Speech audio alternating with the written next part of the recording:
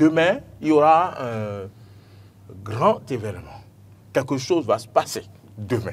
Donc, je m'en voudrais si on n'en parle pas sur ce plateau. Est-ce que vous savez ce qui va se passer? Non, je n'en sais rien, il faut m'informer. Heureusement, il y a quelque chose que vous ne savez pas. Personne ne sait tout. Alors, qu'est-ce qui va se passer demain, 26 avril 2025? Une date qui sera gravée, je ne veux pas dire mémoire, mais dans une pierre qu'on ne peut pas effacer. C'est quoi? Oui, je pense quand même que le Bénin, c'est un État qui continuera par surprendre. Et cette date-là, c'est la date du 26 avril. C'est une date qui restera dans les annales de l'histoire parce que à cette date précisément, il y aura ce qu'on appelle l'inauguration du siège du parti. Du siège national du parti, la Renaissance nationale. Renaissance nationale. Vous avez entendu l'information? La particularité ici, ce n'est pas un siège de parti qui est loué. Ce n'est pas un bâtiment qui est loué, mais c'est un bâtiment qui est construit. Voyez-vous, c'est un bâtiment qui est construit. C'est-à-dire qu'un bâtiment construit, carrément. Voilà. Donc, avec les bureaux, les salles de réunion, tout ce qu'il faut, les dépendances qu'il faut. Exactement. Tout a été conçu pour recevoir désormais les différents membres du Parti Renaissance nationale. Vous savez que notre société travaille davantage à ce qu'on appelle le système partisan.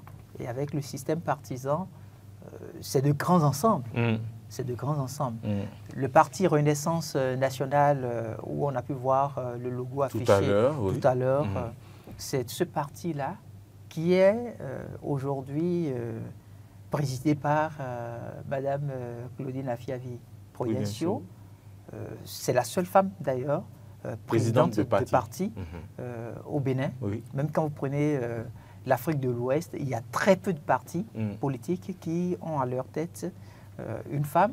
Et donc, dans un environnement comme le nôtre, voilà, comme le nôtre, où vous aviez l'Union progressiste, le Renouveau, vous aviez Renaissance nationale, vous avez Bloc républicain, vous avez Mouel Bénin, vous avez FCBE, vous avez les démocrates. Quand vous parcourez l'environnement, en termes de siège social, vous vous rendez compte que la plupart des sièges sont des sièges loués. C'est vrai. C'est-à-dire qu'on n'a pas acquis un domaine pour dire... On a bâti. Où on a bâti pour dire, ça c'est le siège du parti, de tel parti. Et où on dise, tout est parti d'une fondation jusqu'à tel niveau. Aujourd'hui, le parti... Vous avez vu déjà le bâtiment? Ben, je ne me permets pas de dire que j'ai vu le bâtiment. Moi, j'ai vu le bâtiment en chantier, mais je ne sais pas plus combien ça fait, je ne peux pas le dire. Non, je ne me permettrai non plus aussi de donner cette information. Vous pouvez me le donner. Si j'en parle, c'est pour que vous puissiez me donner. Est-ce que c'est un Ré plus N ou bien... Non, vous savez, non, c'est un Ré plus N. Ça, rassurez-vous. C'est un siège moderne et fonctionnel, je retiens. Et puis, ce siège servira de centre névralgique pour les activités du parti, facilitant la communication, la collaboration et également la mobilisation de ses membres à travers le pays. Et on dit qu'il représente un investissement stratégique dans l'avenir de Renaissance nationale et dans sa capacité de servir le peuple. Évidemment. Le parti politique est là pour travailler à conquérir le pouvoir d'État. Et quand on conquiert le pouvoir d'État, c'est pour servir la communauté. Et donc aujourd'hui, ce que Renaissance nationale est en train de faire, c'est un défi qui est lancé aux grands autres partis politiques. Vous savez, Renaissance nationale aujourd'hui ne bénéficie pas de financement de partis politiques au Bénin. Sûr, on a les grands ensembles comme l'Union progressiste, le Renouveau, le Bloc républicain, les démocrates qui en bénéficient. Mais à la date d'aujourd'hui, est-ce qu'ils ont construit un siège? Oui, c'est ça aussi le parti. Non, bon, je ne oui, voudrais moi, je ne voudrais pas faire ce débat avec vous. Vous ne faites pas le débat avec moi, mais moi, je le fais puisque je me dis, un parti, en fait, c'est... Que la modestie ne vous étouffe. Non, mais il n'a pas. Il vante les mérites de Renaissance nationale. Ouais, franchement, vous me séduisez. Non, que voulez-vous que je fasse? Non, moi, je pense que c'est. Ouma, je vais. C'est une conception. Si vous me permettez, avant de vous donner la parole, l'honorable Claudine Afia-Iprinencio, la présidente du Parti Renaissance nationale, a affirmé que ce nouveau siège est bien plus qu'un simple bâtiment, c'est un lieu de rassemblement, d'échange et de travail pour tous ceux qui croient en un Bénin meilleur. À ce titre, nous invitons tous les Béninois à se joindre à nous pour célébrer une étape importante de notre parcours. Voilà, et c'est moi ce qui me séduit le plus, c'est le fait que c'est une femme qui fait cela. On a vu les hommes en politique de notre pays. On a vu comment est-ce qu'ils font. Il a parlé tout à l'heure de sièges de partis loués de part et d'autre et tout. Oui. Cette dame-là aurait pu faire comme tous ces hommes-là. Bien sûr. Oui. Aurait pu multiplier, je sais pas moi, ses conquêtes sur le plan sentimental, avoir tout ce qu'elle voulait, comme les hommes le font aussi. Mais elle n'a pas fait comme ça. Elle aurait pu prendre peut-être l'argent du parti, je ne sais pas moi, ou bien peut-être c'est son propre argent, je ne sais pas comment est-ce que le financement a été fait. Prendre cet argent-là pour aller se construire une belle maison, comme beaucoup le font également, et avoir une très grosse maison, où quand on passe, on va dire, ah, ça c'est la maison de l'autre qui est sur la pente là-bas, c'est vraiment joli, c'est ainsi de suite. Hein? La maison de qui? De l'autre, j'ai dit. Je n'ai pas dit. Et l'autre, là, c'est qui? Puisque vous avez parlé de pente. Et vous avez fait la bête. Vous, là, vous voulez me prêter les intentions. Je n'aime pas. Faites attention. Donc, la dame aurait pu faire comme ça. Et avoir une très grande maison, mais remarquable, pour qu'on dise, oui, ça c'est là. Vous avez parlé de la pente. Là-bas, d'accord. Bon, d'accord. Donc, sur la plaine de l'autre côté, là-bas aussi. Donc il y a des plaines aussi. Donc, quand il dit pente, ça vous fait penser certainement à quelque chose. Non, moi, rien. Bon, en tout cas. Oui, moi, je pense, par exemple... non, pardon, ne dites pas... S'il vous plaît. Parlons de Renaissance. Moi, je sais qu'il y a eu des partis aujourd'hui, par exemple, qui ont fait... S'il vous plaît, laissez les partis. Voilà. On va le laisser. Le développement, oui. Moi, vraiment, le fait que ce soit une femme qui le fait, moi, je pense que c'est un signal aussi qui doit être nous envoyé. C'est un message aussi que nous devons recevoir. Est-ce que le temps n'est pas venu aussi d'accorder beaucoup plus, comme on appelle, la chance aux femmes aussi de diriger? C'est important. C'est une femme qui fait cela. C'est inédit au Bénin. La construction d'un siège pour un parti politique parce qu'elle pense à un idéal, un Bénin meilleur. Et quand on sait que quand les gens vont en politique chez nous, il n'y a aucun idéal, ils y vont parce qu'ils ont leurs propres intérêts individuels, égoïstes à servir. C'est ça. Et vous allez voir, c'est ça qui fait qu'on a ce qu'on l'autre appelé, comment on appelle, politique ventilateur. C'est là où le vent va qu'on va. Quand la fin d'un régime approche, on regarde, on crie tous les jours. Non, c'est lui, même s'il nous dit de faire, si on fait. Et dès qu'on est à 2-3 semaines des élections, tout le monde va encore de l'autre côté pour dire non, c'est celui-ci qu'on soutient. Oui, il n'y a pas d'idéaux. Ils n'ont pas d'idéaux. Avant votre question... Et c'est là où moi je salue. Idéologie, oui, ils n'ont pas d'idéologie. Nous en parlons tout le temps ici. Oui. Je remarque que la Renaissance nationale a une idéologie. L'idéologie du parti Renaissance nationale, c'est social, libéral. Libéralisme, nationalisme. Voilà. Renaissance nationale est d'idéologie sociale libérale avec un ancrage nationaliste. Cette idéologie vise à combiner la liberté économique avec le progrès social en valorisant la nation béninoise et ses ressources. Une approche, il faut le dire, particulièrement pertinente dans le contexte du Bénin. Voilà, et c'est ce qui est important. Quand on a un idéal qu'on poursuit, c'est-à-dire on le sent également dans notre manière d'être, dans notre conviction. Et c'est cette conviction-là qui se traduit par la construction de ce siège-là. Si la dame n'avait pas cet idéal-là en elle, si elle ne voulait que venir profiter... Voilà, la présidente. Voilà, la présidente, elle n'avait pas cet idéal-là. Elle allait venir seulement profiter donc, des bienfaits de la politique comme tous les autres, le partage du gâteau. C'est pourquoi, par exemple, on crie, à votre avis, pourquoi on crie, par exemple, c'est vrai que le cumul des postes, c'est pas quelque chose de très intéressant. Il y a d'autres personnes qui peuvent travailler. Mais pourquoi vous pensez que la plupart du temps, les gens crient? C'est parce qu'ils savent que, il y a quelque chose qui est en train de leur échapper. Ils sont en politique pour avoir donc cette part-là du gâteau. Elle n'est pas là pour ça. Elle est là pour un idéal. Et je je pense que c'est ça aussi qui justifie la construction de ce siège-là. Elle construit le siège, pas pour elle, mais pour tous ceux qui portent comme elle cet idéal-là. Et ça, c'est une très bonne chose. Je vais poser une question. Marcel, mon invité est là, quelqu'un peut voir. D'accord. Ma question, c'est de savoir, est-ce que le PRD de Maître Adrien Umbwegi aurait pu se retrouver dans l'UPR s'il y avait un siège construit par le PRD Voilà, un premier aspect. Il y a une vingtaine d'années, il y a une trentaine d'années. Voilà. Parce que vous n'allez pas quand même construire le siège d'un parti qui a travaillé sur l'échiquier national pendant une trentaine d'années et oublier finalement tous vos attributs et vous remettre dans un autre parti. C'est pour vous dire quoi? C'est pour vous dire que la question de la transhumance politique parfois aussi ne se résout pas parce qu'on ne fait pas une certaine obligation morale aux partis politiques.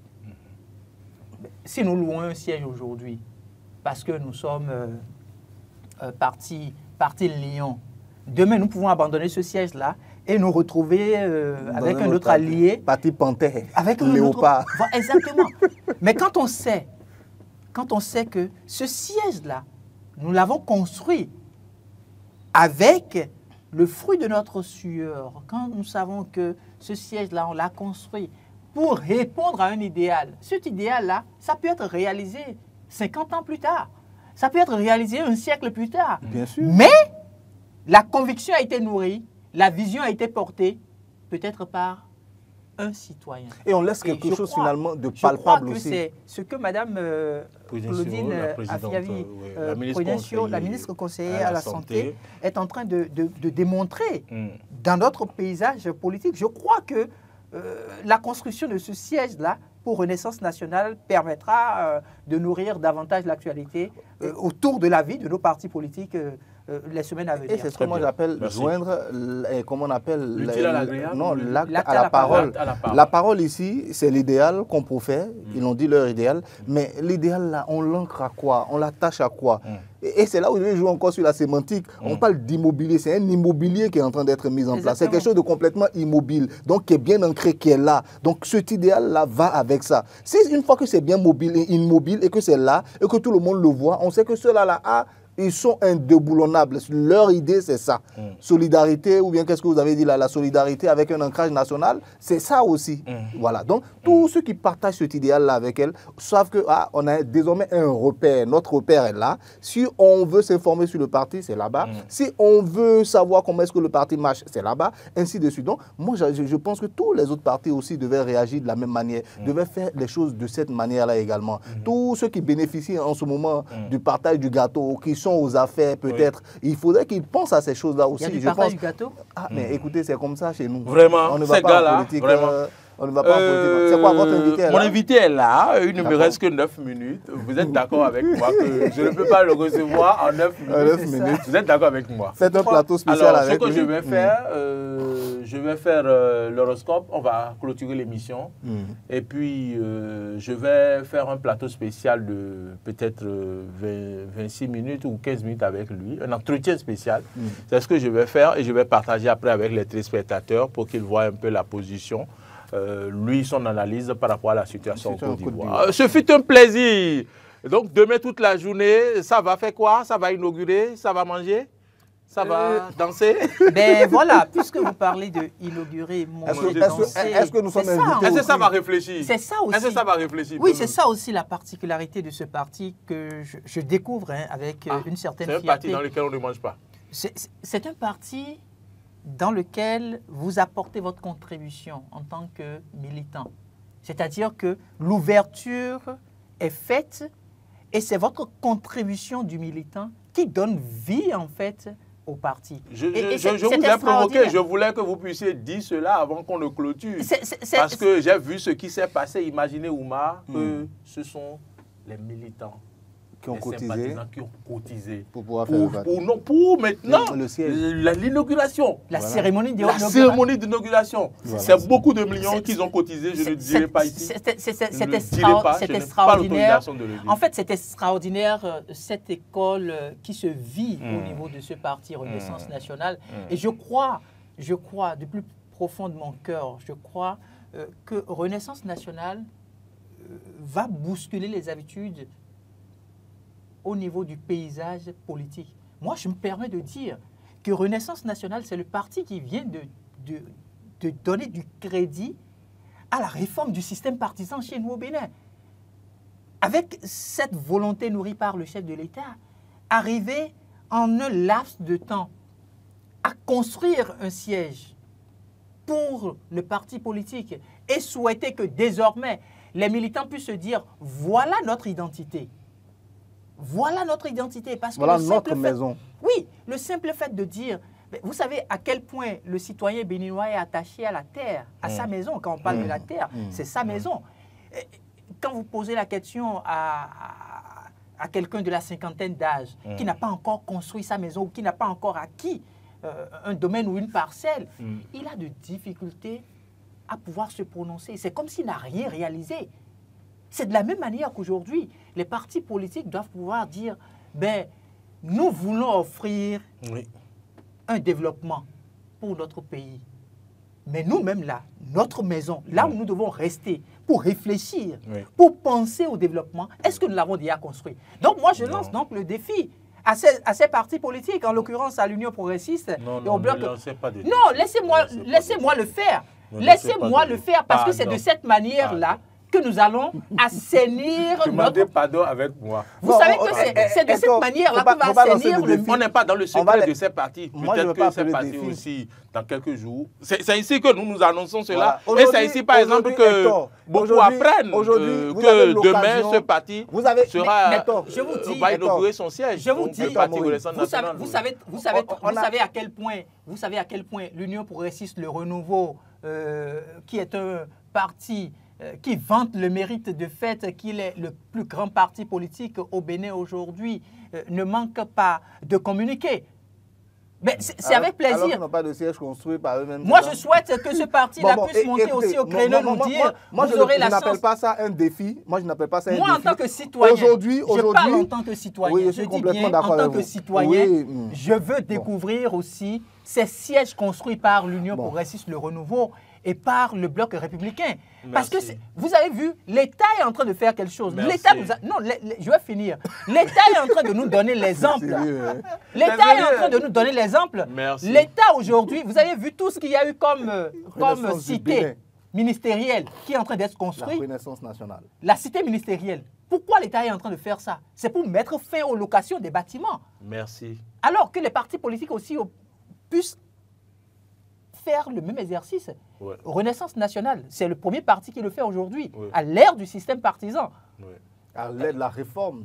C'est ça. Pour moi, c'est fort de sens. Moi, je dis juste un mot. Merci. Moi, je n'appelle pas ça un défi. Pour moi, ce n'est pas un défi. Je dis, moi, je suis citoyen. Non, Hector. Moi, je suis citoyen. Aujourd'hui, on a l'occasion. Pourquoi c'est difficile? Pourquoi c'est difficile pour vous que je parle? Pourquoi c'est difficile pour vous que je parle de défi pour ces partis? Ils veulent tous avoir le pouvoir d'État, non? En 2026, on a l'occasion d'encenser Renaissance nationale aujourd'hui. Mais moi, je n'encense pas. Moi, je veux que les autres aussi nous donnent l'occasion de les encenser aussi. Non, moi, je n'encense pas. Construisez des sièges aussi pour qu'on en parle. Moi, je n'encense pas Renaissance nationale. Je ne fais que dire ce que j'ai constaté au niveau de Renaissance nationale. Ce n'est pas